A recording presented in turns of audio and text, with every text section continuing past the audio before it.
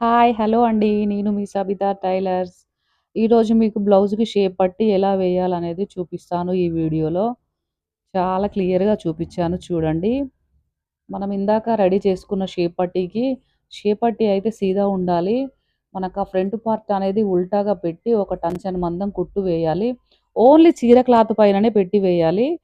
ఆ పిన్ను ఉంటది గదా! దాన్ని ఒక ఫోల్డ్ చేయాలి. మన వైపుగా తిప్పుకొని ఒక ఫోల్డ్ చేసుకొని టంచన్ మందంతో కుట్టు ఇట్లా వేసేసి దాన్నిట్లా రోల్ చేసి పెట్టాలి. ఆ లైనింగ్ క్లాత్‌ని, చీరలో క్లాత్‌ని రెండింటిని ఇట్లా పట్టి ఒక టంచన్ మందంతో కుట్టు వేయాలి.